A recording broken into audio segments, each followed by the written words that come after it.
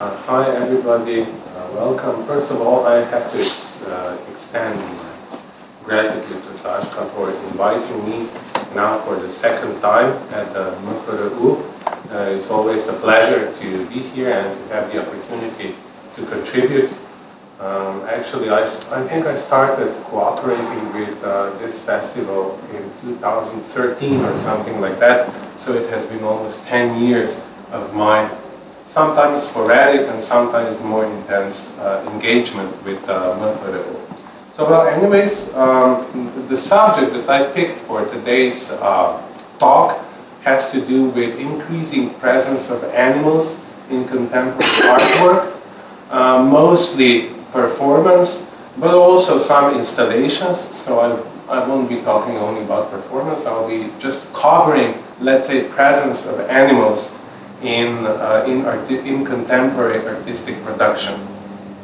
So that's a trend worldwide, I would say, but also in Slovenia, specifically in last 5 years, there has been a really big increase of animal presence in different installations and performances.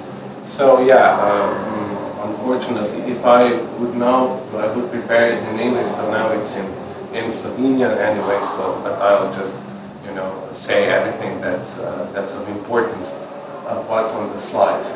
So, and one of the questions that is raised by this presence of animals in contemporary artistic production is how to value, how to let's say ethically value this presence. Is it something desirable?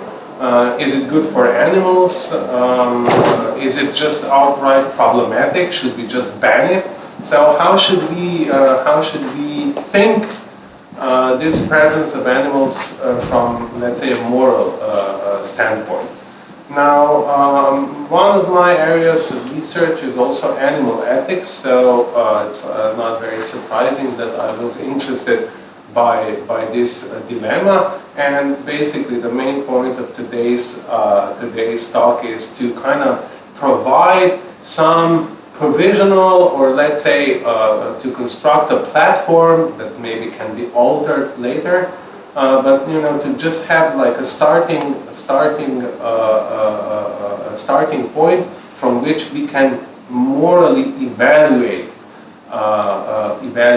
those practices. Why is this important? I think this is very important because people are always judging disappearances of animals in artistic production. So for instance, there was one quite famous, also outrageous project by Maja Smrekar called K-9 Topology, Hybrid Family.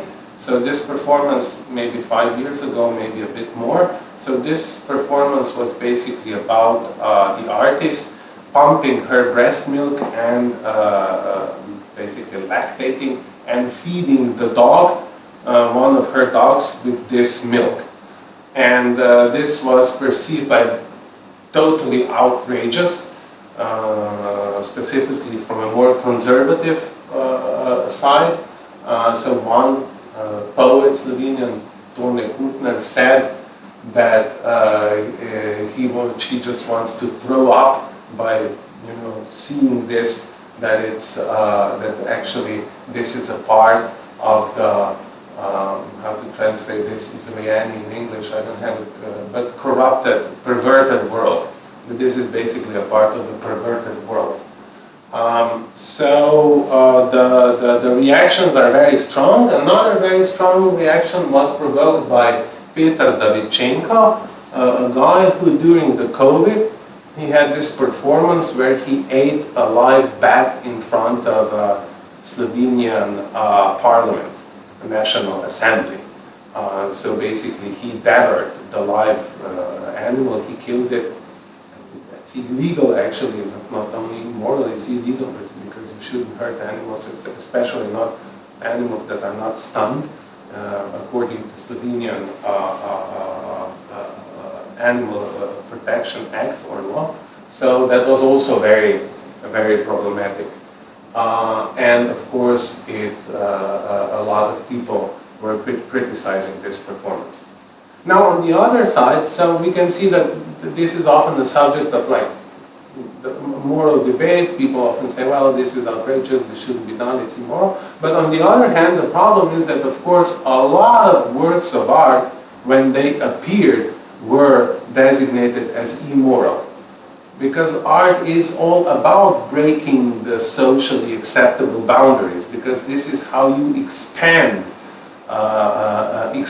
notions, develop new paradigms. So without questioning those borders, without walking on the border, you cannot really be an avant-garde or a really very creative artist. And this is now the conundrum. So what is still okay? Which acts of stretching those boundaries are okay? And which are maybe still problematic? So this was my problem, my main question that I tried to tackle. Now, one thing that has to be said is that I'm trying to view this whole scene of artistic production in which animals appear from the viewpoint of so-called critical animal studies. So there are a lot of different paradigms and a lot of different theories in animal ethics, from utilitarian moral theory, which says basically that you should always strive to achieve greatest good for the greatest amount of individuals, from animal rights position, which says that animals are subjects of life and that therefore they have inalienable rights, to virtue ethics and to human animal studies and so on. So I'm trying, as my main venture point is critical animal studies. Why? Because I think that critical animal studies are the only ones that really go to the to the core of the problem, to really analyze our social frameworks within which our relationships with animals are formed. And that's why I'm taking this as my perspective. So what I'll be saying is mostly said from this perspective. Now, what are critical animal studies? Critical animal studies is a body of diverse work from different disciplines in humanities and social studies, from philosophy to sociology, also social psychology, deconstruction, critical discourse, discourse analysis, and so on. So it's not a very unified body of work, it's quite diverse, and the methodological approaches are also a bit diverse, but what they do have in common, despite their diversity, they have in common this will or this aim to deconstruct ideologies, to try to see which are the frameworks that actually enable, on the one hand, exploitation of animals, but this exploitation of animals is always already a part of our conceptual schemes. So they investigate those conceptual schemes and try to show relationships between them and concrete systemic or individual abuse of animals. Now, critical, the adjective critical is actually, it's not just critical, like criticizing. It has a very specific philosophical meaning, and it's related to a critical theory. Frankfurt School of Philosophy.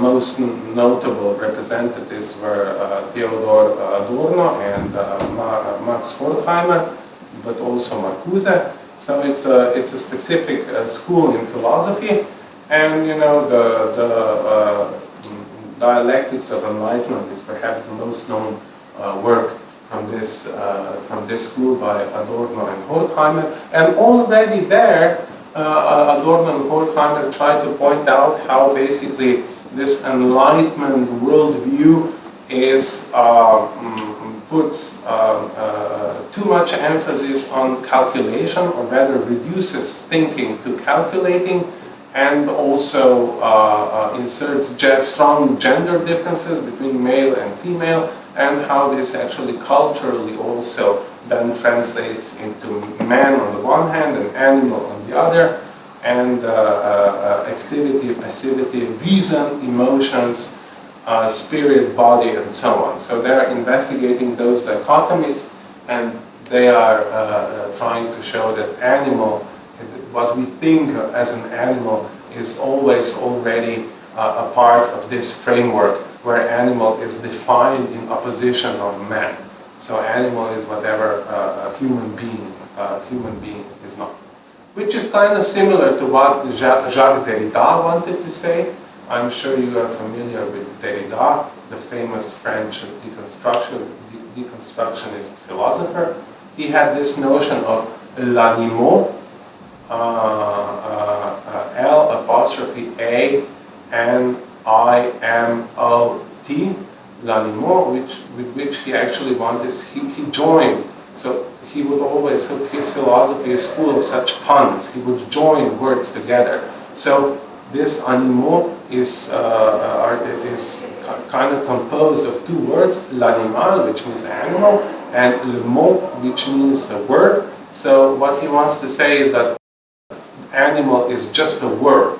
So it's just a word that human subjects use in order to describe basically 7.77 millions of different animal species. So there is such diversity within animal kingdom that it actually doesn't really make a lot of sense when you start thinking about it, calling them animals.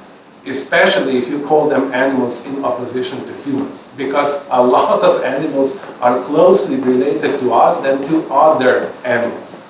So, yeah. And so this is, that's an example how critical animal studies would approach the problematic of our conceptual frameworks that are responsible for animal abuse. Now, two major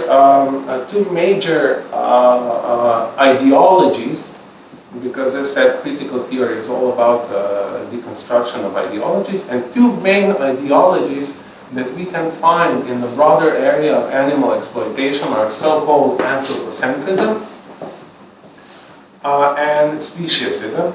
So what is anthropocentrism? I'm sure everybody knows that.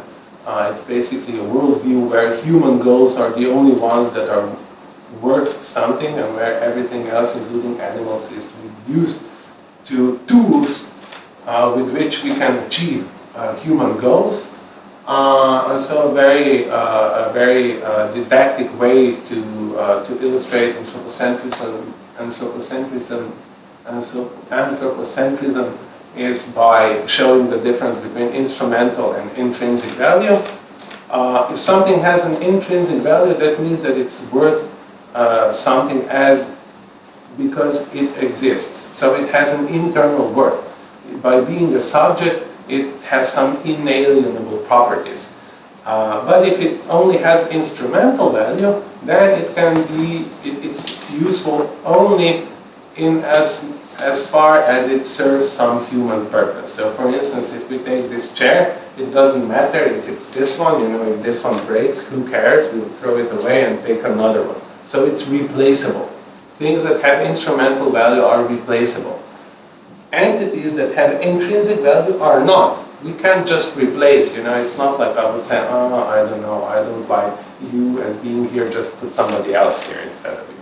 It doesn't work like this, because each of us has intrinsic value and is valuable as an individual. We can't just replace humans in this way.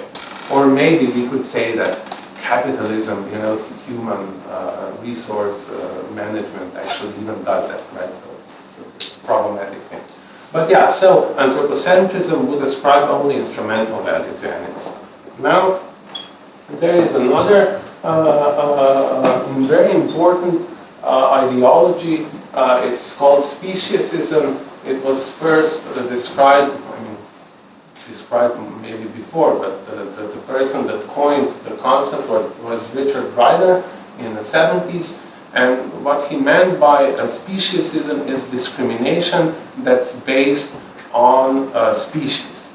So if you have sexism as a discrimination that's based on sex, or gender, or racism, a discrimination that's based on race. Speciesism is discrimination based on species.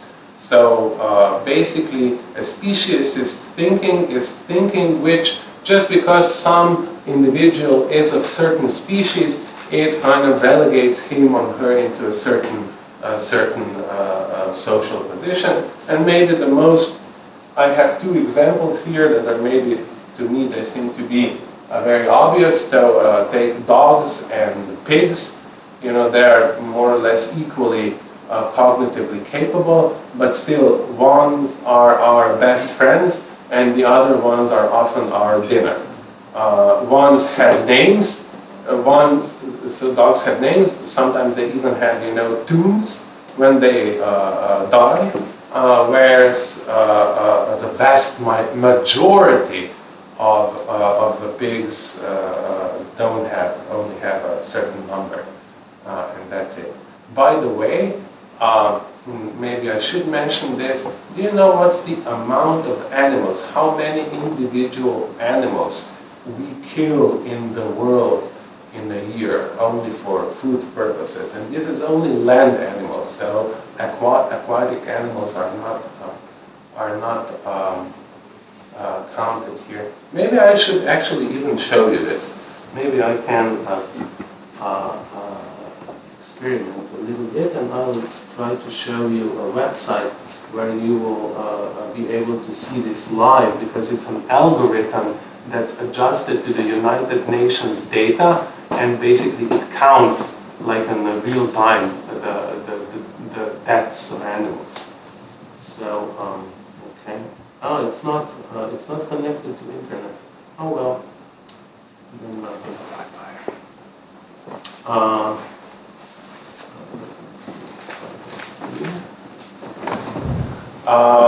it's 70 billion individual animals per year, so 70 billion.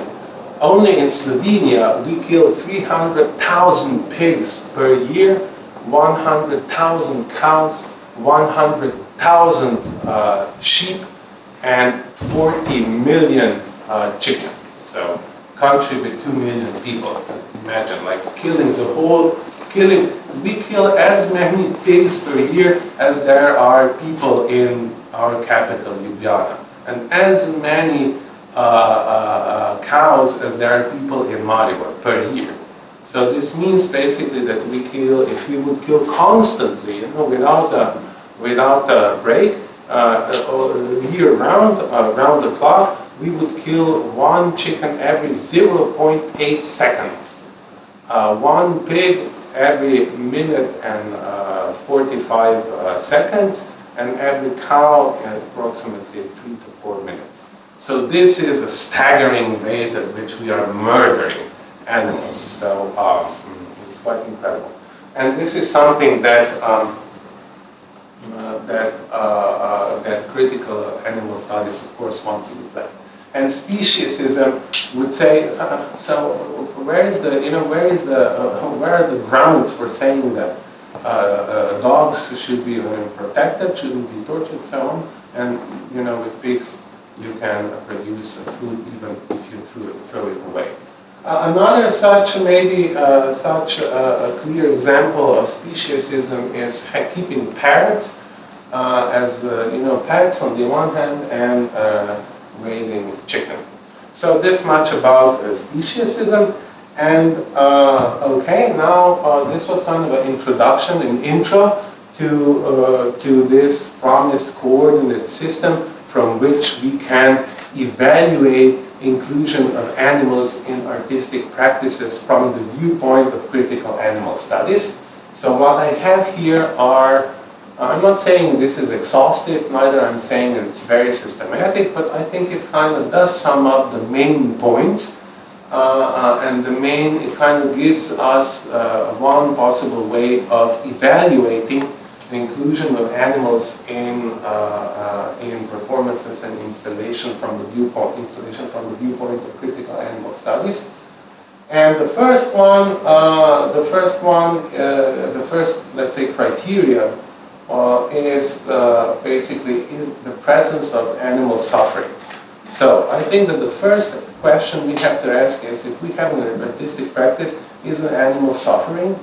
If it is, that's of course terrible, and it's also probably illegal, because Slovenian law for Animal Protection Act is quite strict, even though I know this is a paradox. How can you kill this many animals and have a very good Animal Protection Act? This is because you can always interpret this murdering of animals as something that's useful for the society. And actually the act says that you should not take animal life without a sound reason. But this sound reason can be interpreted very vaguely. That's in the 3rd article of the Animal Protection Act. But anyways, the one thing that we have to consider strongly is that once there was a dispute at the High Court, or not High Court, Constitutional Court.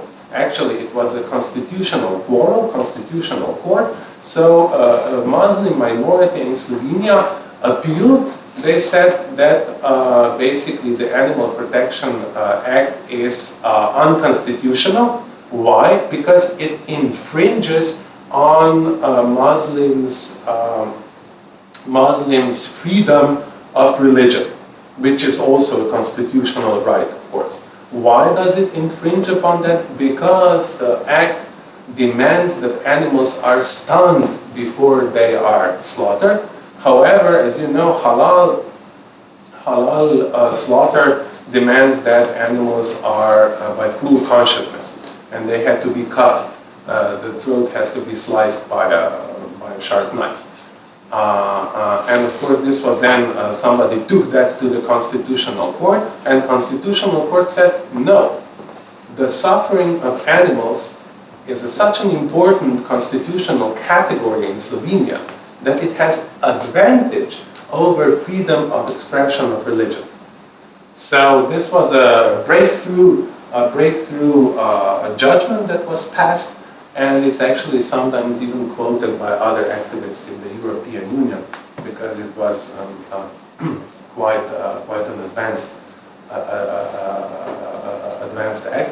So the suffering of animals is a very sensitive topic. So you should always watch out not to torture animals in your performances, because not only is this problematic from the viewpoint of animal ethics, it's also it might be illegal, and that's why this Davidčenko, who ate the live bat, is that's probably I would say that was he should be fined, or not fined, maybe punished in a certain way. Yes, there were some people that said the Constitutional Court actually wanted to revenge itself against the Muslims, that it's very nationalistic, so that it wasn't about animal suffering at all, that it was more about, Slovenia being very intolerant towards any other religious denomination except of Roman Catholics and maybe some Protestants. But that's not really true, because why not? If you go and if you actually read the explanation, then you see that there was one specific judge who actually, he's even now very vocal about animal protection. So it was the argumentation is very sound, and it's clearly about animal protection and not about revenge against anyone. So another conspiracy theory that's not accurate. Okay, so that's the first in the coordinate system. The next one that's also problematic is if the animals are present only as objects. So if you have an installation where an animal is only an object, even, and this is what I'm claiming, even if this whole installation or performance wants to kind of raise awareness about exploitation of animals, which is kind of paradoxical, but you will see what I mean by this when we go to some concrete examples. So don't use animals as objects. What does it mean as an object? Well, think, if you use an animal as an object, that means that it's interchangeable. So if this goldfish dies, you just replace it with the body, right? So if you can do this, and your performance or your installation won't be damaged, then you are not then you are not employing animals in the right way, because you are not giving a shit about their subjectivity. What you are interested in is just this individual as a representative of this species or of an animal. So you are basically depersonalizing the animal that's involved in the practice. Okay? Next one is, does the artwork present the subjectivity, animal subjectivity, without any coercion? So what is subjectivity? This is hard to define in a way, but I think that when it comes to animals, there are teleological systems. You know from philosophy that telos means a go. So any entity that's able, to navigate around with a specific go, with homeostasis and so on, is a center of subjectivity. There is an interesting question whether algorithms and robots could be considered as centers of subjectivity. And then, of course, another thing that's very important that's also a part of subjectivity is the perception and interpretation of the world, which some animals clearly have, and communication. Now, and I'm saying if you present the animal subjectivity, so if you present the subjectivity of animals without coercing animals, then that might actually be a groundbreaking, because you are trying, to show animal subjectivities without all those ideologies. Okay? I'll illustrate all of those points with concrete examples in a minute. Okay, and now the fourth one is, what about animal carcasses? So if you have dead animals and animal images, now of course the first question is here, is this an ethical problem at all? Because you can't hurt a dead body, right? So in a way it's not, but on the other hand it is implicitly. Why? Because it could legitimate the abuse. So if you use animal parts, animal bodies, or even images of animals in such a way that this legitimizes the abuse of animals, then of course it's problematic. So for instance, I don't know, in some animations you have happy cows that are running around, or pigs that are happy to become meat and so on. So that is clearly, you are not hurting any concrete animal because you are just using the image of an animal, but that's problematic because you are legitimizing the abuse. Now one of the most interesting, actually I had a student who once wrote a thesis on that, not a PhD thesis, just I think it was first or second volume to me. But so what she did, she was analyzing children tales from this perspective and also children toys, because toys sometimes already present, you have this farm, you can buy a farm set, and then you have a cow who does something, who grazes on the grass and gives milk, or you have a pig who eats something and then gives flesh, and then you have a dog that guards the whole thing. So you are already kind of, indoctrinating children into redefining animals. So if you are doing this, that's from the critical animal studies perspective, it's problematic, even though you are not using any live animals. However, that's the fifth one, an interesting case is the following, however, you are not using any animals or anything, and yet you are trying to raise awareness about animal abuse and try to deconstruct, not raise awareness, maybe I should just strictly say deconstruct ideologies that are in place. Okay, so this is these are actually the glasses, the shades through which I'll now view some of the examples in Slovenia, mostly in Slovenia, of practices where you had animals present in installations or performance. So this is my good friend, Bettina Habjanic. She had this performance called 100 Kilos, where she procured a pig carcass, and she was She was dragging this carcass through Ljubljana streets. Of course, she got fined. This was a really, it was an outrageous thing that she did.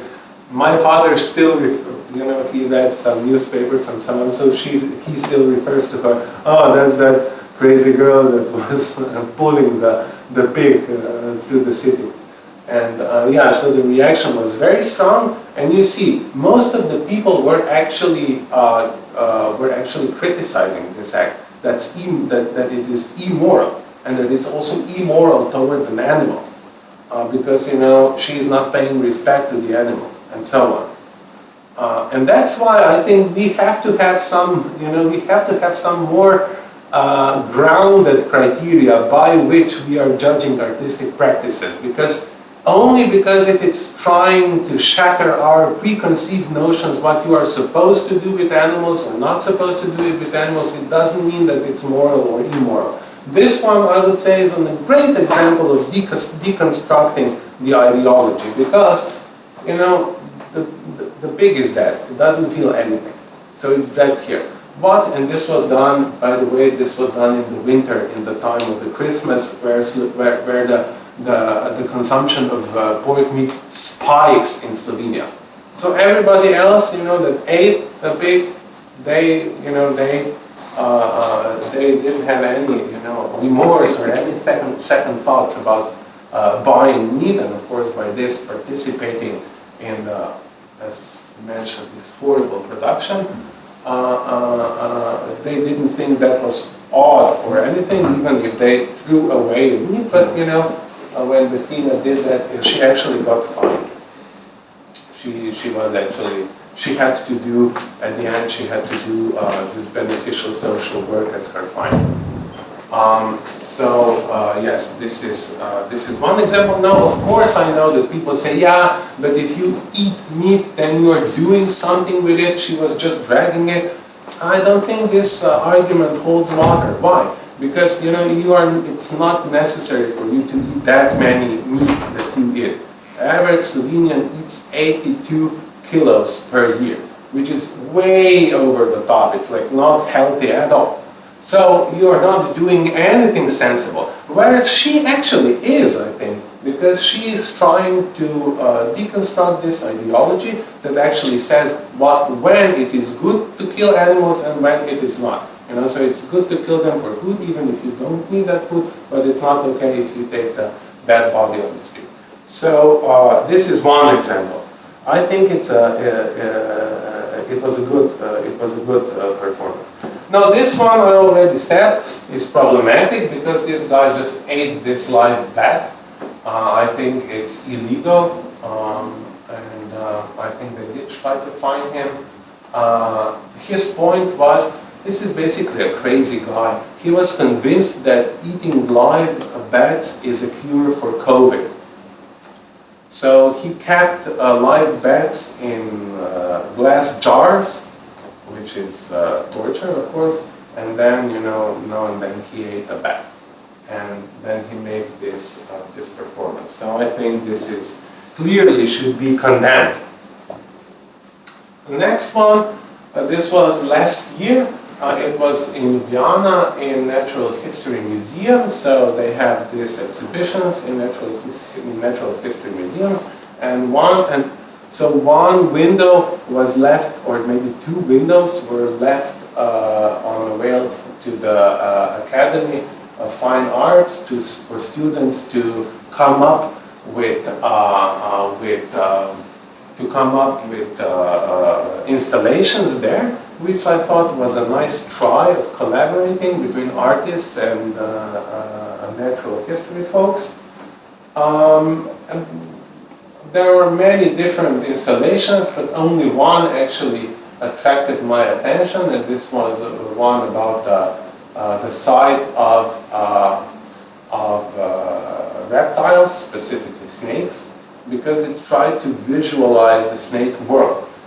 So if we go back to this coordinate system, we see here that this third instance actually tries to present the subjectivity of animals. how snakes experience a world. So that's, I think, is an interesting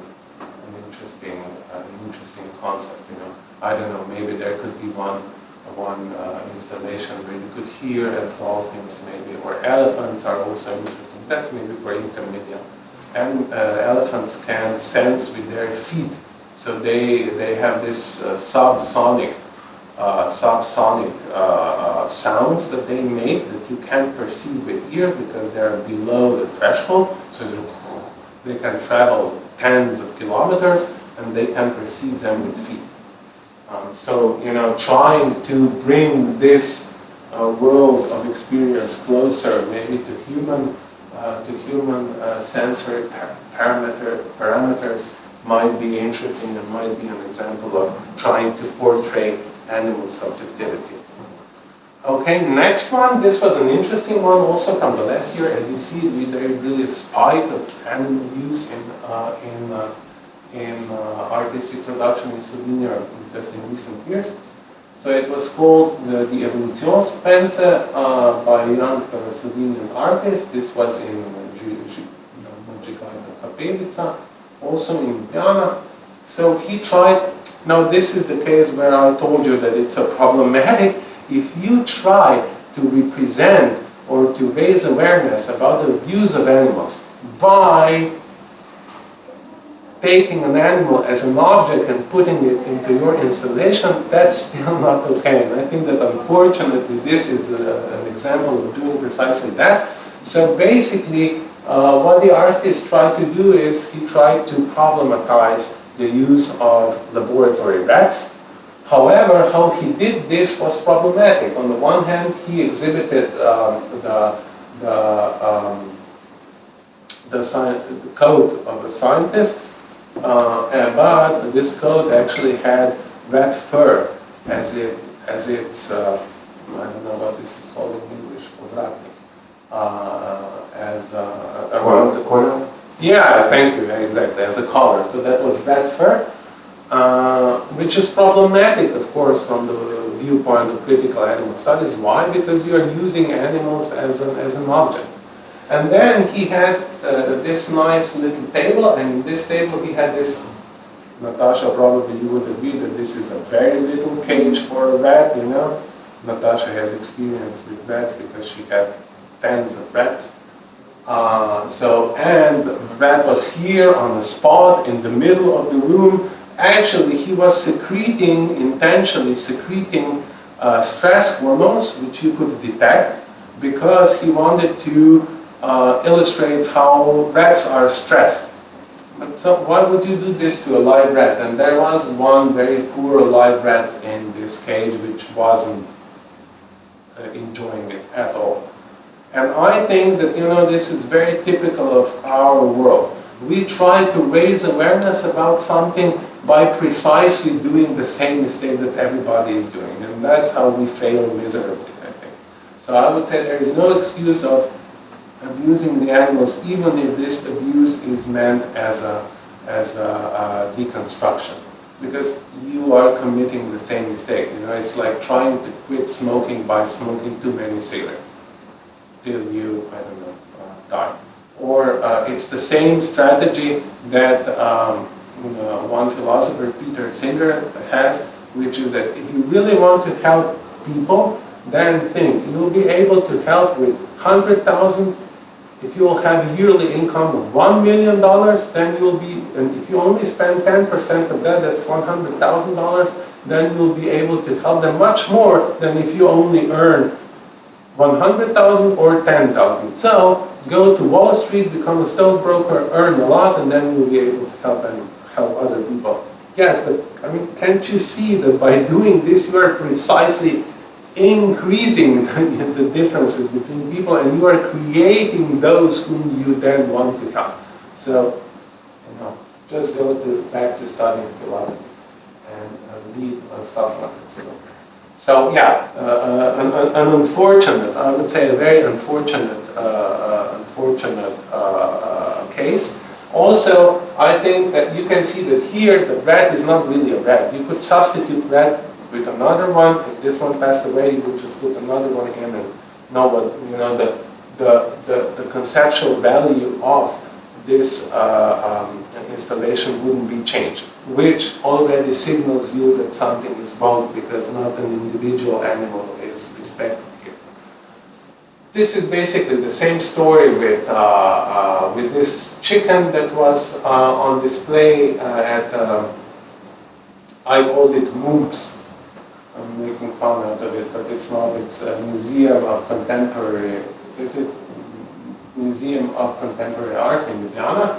So they had this chicken because this whole installation is actually a sequel of a play that was directed, I think, in 60s or 70s, where they chopped the head of a live chicken on stage. And I think that actually the audience had a chance to vote if they want to see the head being chopped or not. And I think that once they actually did want to see that, but in other cases, no. Well, anyways, so this was a sequel of that, so having this chicken. Activists stole the chicken from the gallery, and what did the gallery do? They just replaced that chicken with another one. And this is a clear sign that here, animal subjectivity is not important because you can replace individuals, so it only has an instrumental value. So, boo to this one as well. Next one is actually senseless, I think. This is an example of really bad inclusion of animals in artistic, in artwork. Why? Because here this was actually, it had nothing to do with animals. It actually had to do something with this different gadgets, that this impossible mechanisms was the title. This was in art gallery in Maribor, and so she was actually, it was a very nice, I have to say, really interesting exhibition with all these gadgets. But then in the end you come to this one where you basically have two mice that are supposed to run on this mill and generate electricity with a lamp, which of course doesn't happen. So it's, it's just an illustration of a concept. But for this illustration of this concept, you're basically, I think, you're not really providing these two mice with a good and healthy environment for their species. I mean, when I was there, I wasn't even able to see them because they were, of course, hiding behind this sawdust and behind this cork. Okay, another one which I think is an interesting, this is actually my dog's, this is not a work of art, but I think that this, because I took my dog, I took my dog to this exhibition because the one that was in the Natural History Museum, because I thought if it's exhibition about animals, why then the animal wouldn't be allowed to visit it? And so I took my dog, but then of course we wanted to also see other exhibits, and I think this one is telling because you have this. Why is it telling? Because I think that this photograph kind of deconstructs this screen, this glass, this transparent glass. I think it's a nice metaphor of this, two sides of ideology. One side is where you have animals that are just objects for a gaze on an observer. But now you have an animal that's returning the gaze. It is as if, this glass would be shattered and animals would come to the other side and return the gaze. And this, I think, would be problematic for many people. Why did you take an animal to the institution? I don't even know if you're allowed to take it. But on the other hand, if there are already dead animals, there is this kind of weird that live animals are not allowed, but the dead ones can be there. I have to say now that this museum is actually a nice museum. They also have human skeleton. Rumors that this was a cleaning lady from, I don't know if it's true or not. But there is at least they have this, so they are not excluding us from animals. But yes, I think that here you can feel this conflict between live animal subjectivity and this totally objectified animal. Not that long ago, a little bit more than 30 years, I think it was in 1989, there were still humans, taxidermied humans, like, from different races on display in certain natural history museums. And now it's a little bit more than 100 years that Ota Benge died. I don't know if you know who Ota Benge is. He was actually a pygmy that was taken from Africa and brought to Bronx Zoo by this guy Madison Grant, and he was exhibited in the House of Apes. So he would be on exhibit every Thursday, and people could just see chimpanzees, gorillas, and other apes, and then they could also see Ota Benge there. They released Ota Benge after a while, but I think he committed suicide. It was a very tragic story. How much time do I have left, Sashka? Am I already boring you? No, but it's 5 minutes. 5 minutes. No, but... Okay, so maybe I can also share this interesting fact with you, because I already mentioned Ota Benge and Madison Grant. So Madison Grant is a very interesting figure, because he was this big philanthrope. He was the inventor of the modern conception of a zoo. Because Bronx Zoo, where he worked, I think he was even president of the Metropolitan Museum of Natural History in New York, Bronx Zoo was the first zoo that that abolished the use of cages and started using this natural scenery for animals. So, for instance, if you would have camels, you would pour sand and try to mimic their natural environment. Or if you would have parrots, you would plant some exotic trees or paint something so that it would look like their natural habitat. So, because before that, they just kept animals in cages, they didn't really, the animal was just there. But Madison Grant and Bronx Zoo came up with this idea of actually trying to not only present animals, but habitats, ecosystems. And he was also responsible for the preservation of buffalo in the United States, because buffalo almost got extinct.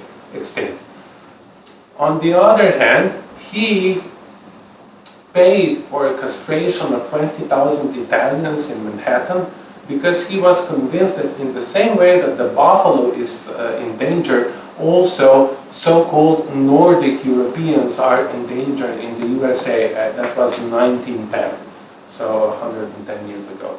And so he tried to prevent this mixing of races, and he wrote this book, A Passing of a Great Race. He actually even has, it's interesting, he has this maps in that book, and it's interesting. So he has 3 different kinds of Europeans. So Nordic European, Alpine European, and Southern European. And of course the Southern European is problematic because it mixes and degenerates the Nordic European, whom we should protect.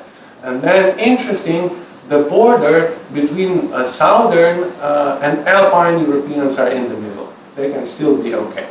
And the traits are blue eyes and curly hair or blonde hair. These are main phenotypes of the Nordic and Alpine European. And so the border is on the Drava River, So if you live in Tabor, then you are still Southern European, but here on this side you are already Alpine European. So this is in his book, The Passing of the Great Race, and Adolf Hitler personally wrote him a congratulatory letter and said, yes, well done, this is really a book that opened my eyes and so on. And I really think it's amazing, and this is something that Adorno and Horkheimer also pointed to, that this depersonalization between Enlightenment and then later, of course, in fascism and National Socialism, this depersonalization of individuals is the greatest problem, because here you can see how you can come immediately from zoos, from the conception of the zoos, and from the protection of species to Auschwitz and Dachau. And I think this is Madison Grant is a really telling example. Yes, okay, let's move on. I only have two more, I think. Three more.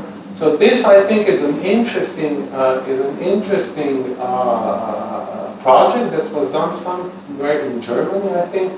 Basically, this author, Tomaž Grušovnik, just said, take everything out of the museum and please ask the cleaning staff not to wipe spider nets. So they just left the spiders to leave their spiders that were already present in the space, and this was then the installation. And I think this is a really great example of how you actually portray human subjectivity. Just don't mess with them, and they will construct something of mesmerizing beauty. Okay, next one is Maja Smrekar. I already talked about that, lactating this and feeding this dog. And what's my opinion about it? I don't see here anything really that's problematic. I don't know. I don't think it's harming the dog. And you know, you see, this idea of, yeah, it's gross or something, this doesn't really convince me, because I think that art has this, has to have this potential to shatter our social boundaries and extend them. And this one tries to kind of show some trans-species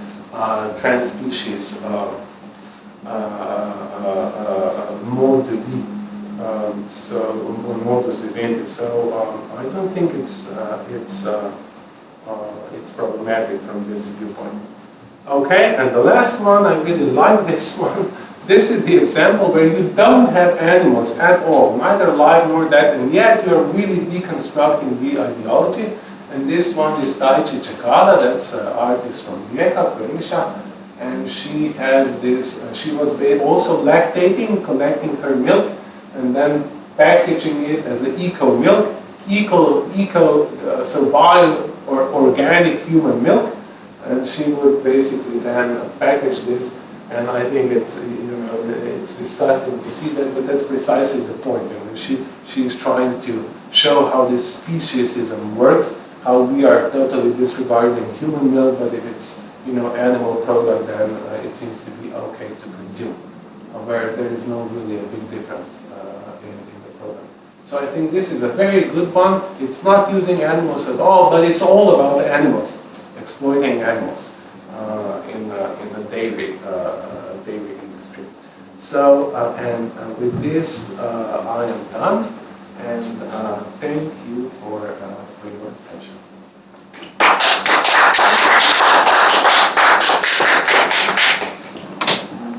Thank you very much.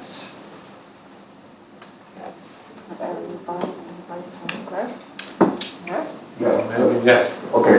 First of all, thank you for talking in English, so I could follow your differentiated arguments, and now try to correspond to this. I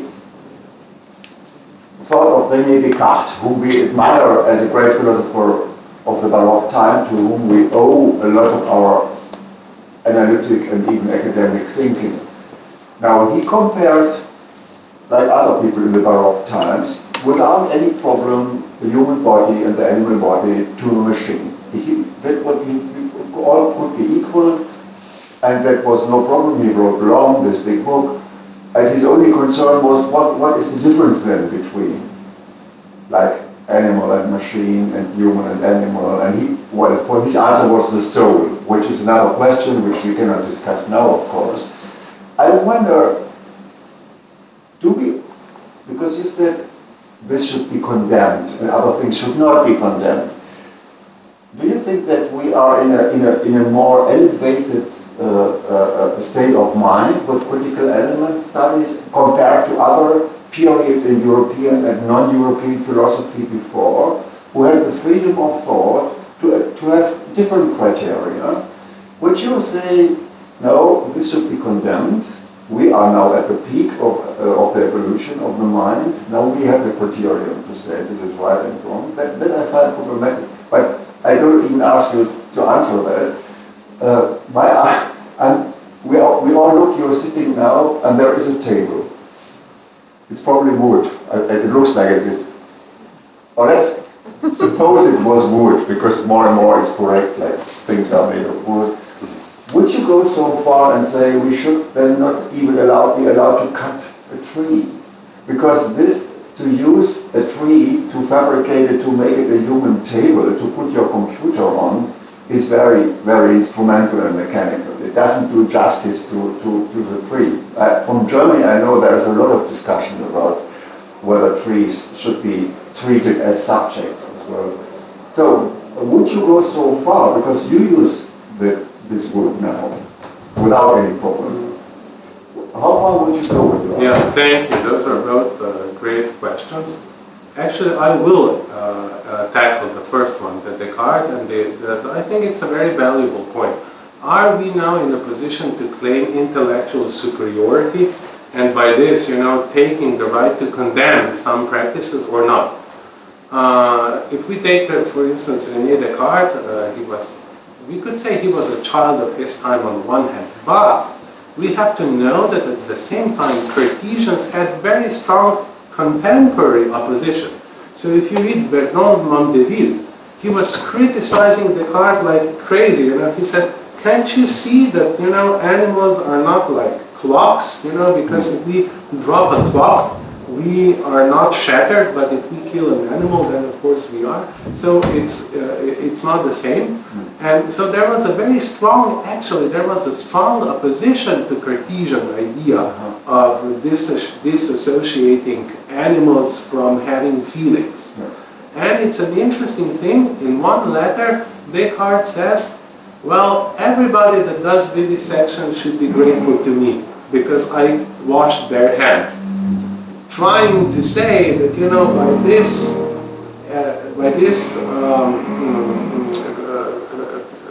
by this philosophical trick, by saying that animals don't possess soul, and because they don't possess soul, they are unable to experience real pain and pleasure, he was actually trying to justify certain actions. On the other hand, what's really interesting, and that's in his discourse on the method, he says the following: there is no greater mistake besides denying that God exists than claiming that animals possess soul.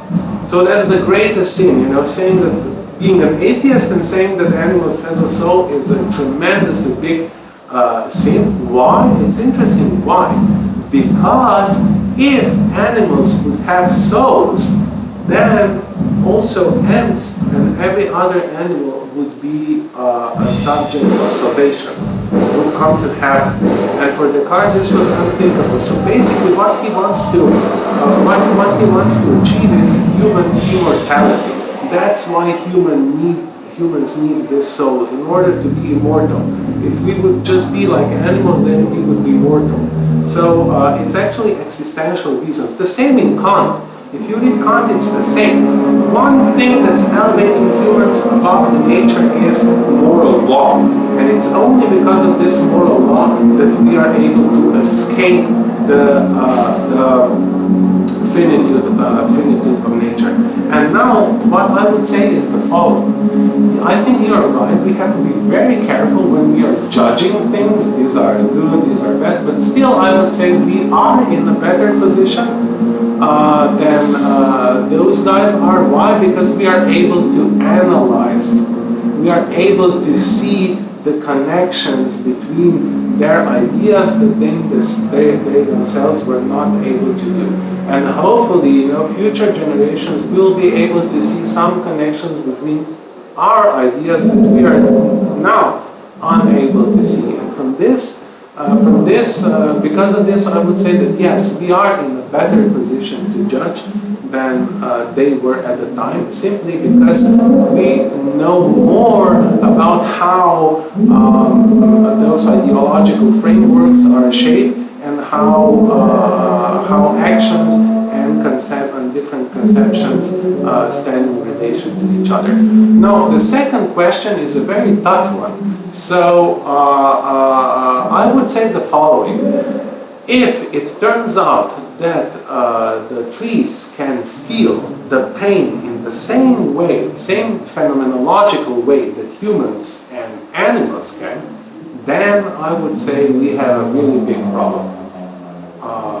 And then I would agree with you, the use of wood cutting down trees just because, you know, of some, just because we need so many chairs and so on is problematic. I would say harming living beings, even if there are plants, without a very, you know, very good reason is morally dubious, because we are taking the life away from those entities, and when it comes to plants, so far at least we don't see this phenomenon. It's not phenomenal. We don't have so. When we speak about animal pain, why are we justified in saying that human pain is, or that animal pain is similar to human pain? Because of three reasons, basically. The first one is anatomy. So animals have a very similar nervous structure to humans. So, and from this we can say, okay, so if they have the same nerves, it's probably that they feel the pain in the same way. The next one is psychological, so-called pain behavior. They behave in a certain way. So, and their behavior is quite similar to human. You know, they not always, that's not true, because some species actually freeze when they are in a lot of pain, especially those species that are often prey, like sheep or I think guinea pigs. When they are in a lot of stress, they just freeze. They don't give away any signs, because, you know, this helps them, you know, to survive even more attacks from predators. But so pain behavior is not as universal as a criterion as anatomy is, but there is another one that's also very important, and that's neurochemistry. So there are pain inhibitors that are basically the same in animals and in humans. So those are main arguments why we can say that animals feel pain, whereas we don't find those same traits in plants. And that's why I think it's not as problematic to take down a tree and take down an elephant or a pig or so. But on the other hand, I think you're totally right. I think that one of the craziest things that we are doing is we are cutting down in forest all those trees to make toilet paper. And I think this is just a very, very cruel metaphor of this industrial society. Thank you.